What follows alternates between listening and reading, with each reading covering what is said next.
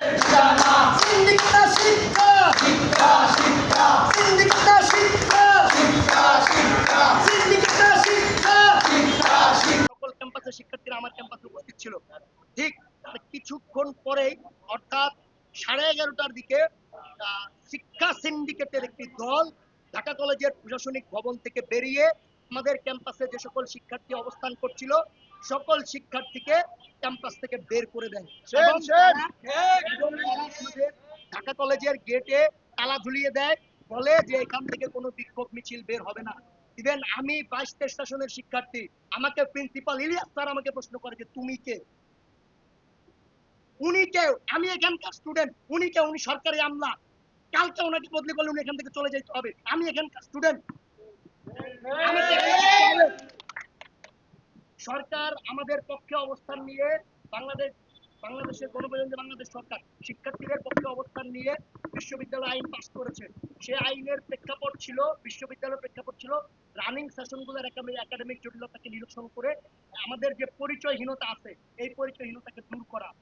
প্রথমত তারা বিশ্ববিদ্যালয়ের বিরুদ্ধে অবস্থান নিল, কিন্তু যৌক্তিকতার খাতিরে আমরা যখন টেবিল টকে জিতে গেলাম তখন সরকার আমাদের পক্ষে অবস্থান নিয়েছে, শিক্ষা মন্ত্রণালয় আমাদের পক্ষে অবস্থান নিয়েছে, নিয়ে বিশ্ববিদ্যালয় আইন পাস করেছে। এই মুহূর্তে সবচেয়ে বড় কাজ ছিল সেন্ট্রাল বিশ্ববিদ্যালয়ে যাদের সমস্যার জন্য এই বিশ্ববিদ্যালয় হয়েছে তাদের সমস্যা নিরসন করা। তারা সেটা না করে 25-26 অ্যাডমিশন নিচ্ছে, তারা সেটা না করে অমুক জায়গায় যাচ্ছে তমুক জায়গায় যাচ্ছে।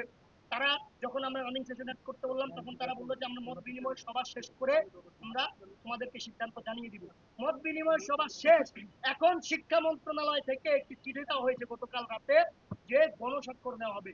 গণস্বাক্ষরের ভিত্তিতে তো আমাদের বিশ্ববিদ্যালয় হয় না, আমাদের বিশ্ববিদ্যালয় হয়েছে জনমতের ভিত্তিতে, শিক্ষার্থীদের যৌক্তিক দাবির প্রেক্ষিতে শিক্ষার্থীদের আমাদের এই পর্যন্ত আসার তো কোনো প্রয়োজনই ছিল না।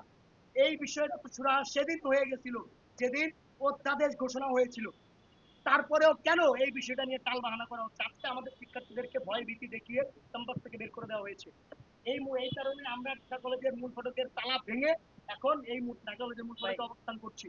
কিছুক্ষণ পর আমরা সার্বিকভাবে সংবাদ সম্মেলন করে আমাদের পরবর্তী কর্মসূচি এবং শিক্ষকদের শিক্ষা সিন্ডিকেটের এহেন কর্মকাণ্ডের বিরুদ্ধে অবস্থান নিয়ে পরবর্তী কর্মসূচির বিষয়ে সংবাদ সম্মেলন করে জানিয়ে দিব। ভাই একটি বিষয় একটু বলবেন, তিতুমিরে আপনাদের সেন্ট্রাল বিশ্ববিদ্যালয়ের কয়েকজনের উপর হামলা করা হয়েছে বলে অভিযোগ আমরা পেয়েছি, আসলে বিষয়টা কি, সেখানে কি হয়েছিল, কেন হামলা করেছে? আপনারা জানেন যে তিতুমির এর শিক্ষার্থীরা তাদের দাবি হিসেবে তিতুমির বিশ্ববিদ্যালয় চেয়েছিল। এর প্রেক্ষিতে কিছু দুর্বৃত্ত তিতুমির বিশ্ববিদ্যালয়ের যারা 24 সালে রেলের উপর হামলা করেছিল এবং রেলের যাত্রীদেরকে রক্তাক্ত করেছিল, এরপর থেকে এই বিশ্ববিদ্যালয় আন্দোলনের যৌক্তিকতা হারিয়ে গেছে। ওই দুর্বৃত্তরাই হচ্ছে গতকাল বা কিছুদিন আগে আমাদের ঢাকা সেন্ট্রাল ইউনিভার্সিটির শিক্ষার্থীদের উপর হামলা করছে, ওই দুর্বৃত্তরাই। এবং তারাই সংবাদ সম্মেলন করে সেন্ট্রাল বিশ্ববিদ্যালয়ের বিরুদ্ধে অবস্থান নিচ্ছে এবং তারা ঢাকা বিশ্ববিদ্যালয়ে থাকতে চাও, ঢাকা বিশ্ববিদ্যালয় থেকে প্রস্তুত হইতে ব্যঙ্গাত্মক ভাবে এসব পিতৃপরিচয়হীনদের জন্য আমরা আমাদের পরিচয় পাচ্ছি না। তাই আমরা কিছুক্ষণ পর সংবাদ সম্মেলনের মাধ্যমে সিন্ডিকেটের এই শক্ত অবস্থানকে নাড়িয়ে দেওয়ার পর আমরা আমাদের কি অবস্থান দিব, কি কর্মসূচি দিব, এটা একসাথে ভাবে জানিয়ে দিব কিছুক্ষণ পর। আমাদের থেকে শিক্ষার্থী